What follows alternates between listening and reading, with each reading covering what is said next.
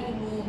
Saya selaku host yang akan menemani jalannya podcast hari ini. Nama saya Wahyu Rizky Monika Pratamasari, dan tentu saja aku di sini nggak sendiri ya teman-teman. Kali ini kita akan memanggil narasumber kita yang keren nih. Siapa ya kira-kira?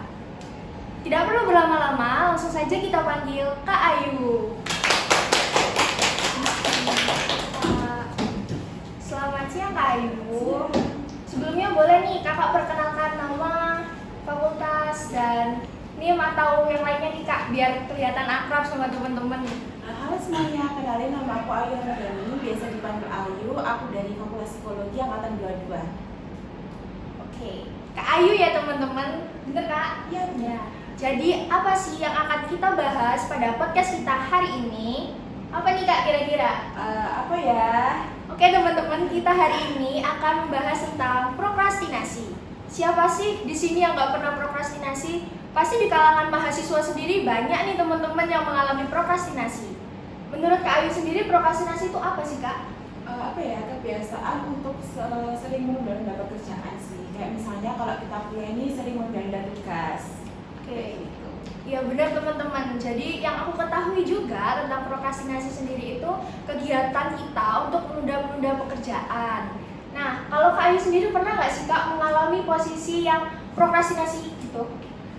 Pastinya pernah ya, kayaknya semua orang juga pernah sih di fase itu. Karena kayak karena kita kan juga kadang ada di fase motivasinya itu rendah ya. Jadi itu yang bikin kita tuh prokrastinasi itu juga. Jadi itu juga termasuk salah satu alasan Kak Ayu sempat mengalami yang namanya prokrastinasi Kak? Iya betul, terus karena ini juga banyak tugas, jadi kayak punya waktu istirahatnya itu kan dikit ya, jadi kayak terus melihat tugas yang detailnya lama, terus kayak oh ya udahlah bentar tunggu dulu aja gitu ngerjain, jadi kayak itu tuh kayak kebiasaan nantinya kayak gitu sih. Kalau Kak Ayu sendiri nih, sekarang masih sering nggak sih Kak yang namanya prokrastinasi itu masih sering dilakukan atau sudah mulai berkurang nih Kak? Kalau sekarang sih setelah libur semester itu malah makin prokrastinasinya. Mungkin karena ini ya, setelah libur itu kan nggak ngapa-ngapain ya, nggak belajar, terus habis itu nggak nugas gitu ya. Terus pas masuk kuliah nugas gitu, terus akhirnya kayak dia diterima juga masih lama, kayak ya udahlah bentar dulu aja gitu. Itu mungkin 2 minggu awal masuk kuliah gitu. Terus aku merasa kalau oh ini tuh nggak bisa jadi kebiasaan kayak gitu. Terus aku takutnya itu nanti bakal kelama-lamaan nanti kayak gini terus gitu. Bener sih teman-teman. Kalau aku boleh sharing nih Kak, aku juga dulu nih di awal semester itu masih semangatnya banget kerjain tugas. Deadline-nya masih 1 minggu lagi, baru dikasih tugas itu aku udah langsung kerjain Kak. Tapi begitu aku di semester selanjutnya setelah adanya liburan tadi kayak udahlah besok aja, kan deadline-nya masih lama, kayak gitu sih Kak. Terus kalau ngerjain kan itu rasanya nggak bakal maksimal ya, karena kayak ya udah itu kan ngerjain asal-asal pokoknya udah beres udah jadi kayak gitu kan. Betul sih Kak. Pasti teman-teman mahasiswa ngerasain sih kalau apalagi di semester kayak Kak Ayu ya Kak ya. Betul, di semester 6 banyak tugas tuh jadi kayak bingung mau nugas yang apa dulu, jadi akhirnya kayak nunda-nunda gitu. Terus kalau aku sih biasanya juga faktor dari minum juga ya Dek ya, karena kalau misalnya teman-teman tuh kayak nanti aja urus ngerjain ini kayak gitu, ayo main dulu aja, nah itu tuh bakal ngikut juga gitu. Jadi kayak itu juga salah satu faktor yang menjadi penyebab prokrastinasi itu juga bisa. Berarti lingkungan sosial itu cukup berpengaruh ya Kak. Banget. Terus kalau Kak Ayu sendiri nih, Kak Ayu tuh di sini cuma kuliah aja atau ada kerjaan yang lainnya gitu Kak? Kalau aku sih sambil kerja ya, cuma kerja aku ini kan usaha sendiri, jadi aku nggak yang ada jam tertentu gitu. Jadi aku tuh fleksibel, aku nyesuaiin sama kuliah aku. Misalnya kalau hari Sabtu Minggu aku kan free ya, nggak kuliah deh, jadinya aku fokus ke bisnis aku itu. Jadi kayak aku masih bisa ngehandle keduanya antara kuliah sama kerja kayak gitu sih. Kalau dari Kak Ayu sendiri, cara ngatasin prokrastinasi yang membandel nih Kak, gimana itu? Kalau aku sih, aku biasanya tuh buat buku catatan kecil kayak gitu. Jadi aku tuh sering nyatet tugas apa yang harus dikerjain terlebih dahulu gitu. Terus nanti kalau misalnya aku udah selesai, aku masih bakal nyuruh tugas itu gitu. Terus yang kedua, aku tuh ngasih batasan deadline gitu ke diri aku sendiri. Misalnya kalau deadline tugasnya itu di hari Minggu nih, nah aku tuh hari Jumat itu udah harus selesai kayak gitu. Jadi aku tuh juga punya waktu buat istirahat, buat main-main kayak gitu. Karena planning semuanya kayak gitu. Kalau misalnya aku hari Minggu ini main, berarti aku selesai tugas itu di hari Jumat kayak gitu. Jadi biar gak terganggu sama yang lainnya gitu. Oh, berarti itu tulis gak sih kak nomornya? Aku baru itu sih kak yang aku terapin karena mungkin kan masih semester 1, masih semester 2 belum terlalu padat jadwalnya. Jadi aku sempat to-do list. Kalau Kak Ayu sendiri nih kan sudah semester 6, bisa nggak sih Kak ngasih tips dan trik kalau cara belajar yang baik dan benar itu gimana biar nggak terlalu frustasi gitu loh Kak, kan kita sering capek nih. Pelajarannya gimana sih? Bingung banget, capek nih Kak, gimana itu Kak? Kalau aku pastinya kalau misalnya belajar itu aku pasti di kampus, jadi sama temen-temen juga. Terus aku tuh selalu nyatat gitu. Jadi kalau menurut aku versi belajar aku ya, aku tuh paling bisa belajar itu kalau nyatat gitu. Terus kalau misalnya aku nggak paham, aku bakal tanya ke temen aku juga gitu. Jadi punya teman belajar juga gitu. Kalau misalnya kita nggak punya teman belajar itu kayaknya agak susah gitu ya untuk survive di dunia perkuliahan ini gitu. Jadi aku punya teman belajar, terus habis itu kalau di rumah aku tuh nggak langsung belajar. Jadi aku istirahat dulu, aku leha-leha dulu, aku main HP dulu gitu. Nanti misalnya jam 8 malam aku baru belajar kayak gitu. Nanti aku kasih batasan misalnya sampai jam berapa, sampai aku tuh belajarnya paling cuma 1 jam setengah aja kayak gitu. Pokoknya aku ini sih belajar dari materi yang sebelumnya diajarin kayak gitu. Nih, kalau yang aku tahu nih Kak ya, biasanya tuh mahasiswa kan kalau mau belajar itu nunggu moodnya baik dulu. Itu menurut Kak Ayu itu gimana sih Kak? Itu hal yang gimana? Salah kah, bener kah, gimana? Menurut aku itu hal yang wajar sih, karena kayak semua orang kalau punya bagus itu pasti bakal ningkatin semangat juga buat belajarnya gitu. Nah kalau aku lagi di mood yang rendah gitu, pasti aku bakal istirahat dulu. Aku pasti bakal kayak misalnya aku minum minuman kesukaan aku kayak gitu. Terus aku kayak ibaratnya kayak self reward kayak gitu, penghargaan. Terus kayak misalnya kalau udah semangat gitu, aku pasti bakal belajar lagi gitu. Terus aku biasanya ngeliat orang-orang sih, kayak orang-orang tuh kayak udah ngerjain, udah semangat belajar gitu. Terus kayak aku kok enggak kayak gitu. Jadi aku ngerasa kayak itu kanan buat aku. Terus sama ini kayak aku tuh selalu nentuin target gitu. Jadi misalnya IPK aku harus gini di semester ini kayak gitu.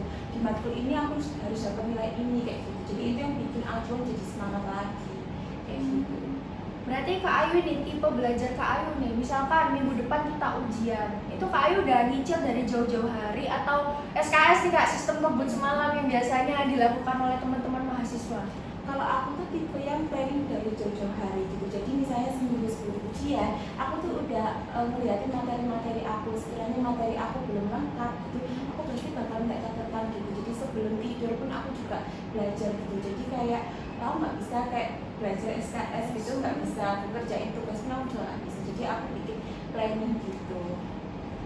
Kalau Kak Ayu sendiri pernah dengar ini nggak, cara belajar Pomodoro? Pernah. Dulu waktu semester 4 itu kan juga bahas itu. Itu efektif nggak sih Kak menurut Kak Ayu? Karena aku pengen coba nih teman-teman sebagai acuan baru nih. Menurut aku itu efektif sih, tapi juga disesuaikan sama kepribadian kita, sama kebutuhan kita aja. Seberapa berpengaruhnya sih Kak menurut Kakak lingkungan sosial terhadap prokrastinasi ini? Aku ngaruh banget ya, karena lingkungan itu kan juga bisa jadi membawa hal yang positif, bisa menjadi hal yang negatif gitu. Jadi kayak pintar-pintar harus milih teman gitu. Ada kan yang teman tuh yang tipe yang yaudah nanti dulu aja gitu. Dulu aku yang di semester 1 tuh tipe yang yaudah santai aja gitu. Toh teman aku juga belum gitu. Jadi aku yang nyantai juga. Tapi ujung-ujungnya nilai yang aku dapat itu nggak maksimal gitu. Jadi aku nggak bisa kayak gitu. Terus aku merasa kayak menurut aku ini nggak sesuai sama kepribadian aku kayak gitu. Jadi ngaruh banget sih. Ngomong-ngomong soal teman nih Kak, yang Kak Ayu bahas tadi, gimana sih Kak cara memilah dan memilih teman sampai menurut Kak Ayu tuh teman Kak Ayu yang sekarang udah benar-benar baik gitu Kak? Kan namanya mahasiswa kan, apalagi baru kayak aku nih Kak, penyesuaian itu nggak tahu nih mana yang benar, mana yang salah. Caranya memilih dan memilah itu gimana Kak? Menurut aku yang pertama itu yang di semester awal ya pasti kita berhubungan sama semua orang ya kayak gitu. Cuma nanti seiring berjalannya waktu, nanti kita tuh kayak bisa seleksi alam aja sih, kayak menurut kita ini baik, ya udah nanti kita bakal cocok terus-terusan bareng kayak gitu aja. Jadi nggak ada yang tips khusus, intinya ya berhubungan baik sama semua orang. Tapi untuk yang teman dekat ya pasti itu bakal nyesuaiin sama kepribadian kita aja. Nih, Menurut Kak Ayu, balik lagi nih Kak kita ke masalah prokrastinasi. Kalau prokrastinasi itu titik udah kayak paling berbahayanya itu kalau sudah masuk ke jenjang yang mana sih Kak? Kalau udah jadi kebiasaan dan jadi ngeremehin semua tugas, jadi kayak oh matkul ini nggak seberapa penting kok, oh matkul ini SKS-nya dikit kok, jadi ya udahlah nyantai aja kayak gitu. Oh matkul ini dosennya enak kok gitu. Itu yang bikin jadi berbahaya gitu ya. Prokrastinasi itu bikin kita tuh stuck di zona itu aja, nggak bisa bikin kita lebih maju gitu. Kalau Kak Ayu sendiri pernah nggak sih Kak ini udah mood banget ngerjain tugas, udah pernah ngerjain tugas nih sampai di tengah jalan terus tiba-tiba nggak mood, itu pernah nggak Kak? Benar, sering kayak gitu. Jadi kayak mungkin karena aku kerjanya juga udah terlalu lama gitu kan, terus akhirnya kayak kurang dikit aja selesai, terus tiba-tiba kayak aduh aku pengen capek deh, aku pengen hidup dulu gitu. Aku ya udah aku taruh dulu pekerjaan aku, terus aku istirahat dulu. Nanti misalnya kalau udah baik, terus kalau udah malas, terus nanti aku baru kayak ngerjain lagi. Intinya aku ingat deadline yang aku buat sendiri kayak gitu sih. Kan kalau kebiasaan menunda tugas itu emang gak gampang dirubah nih Kak. Strategi khusus dari Kak Ayu apa nih Kak?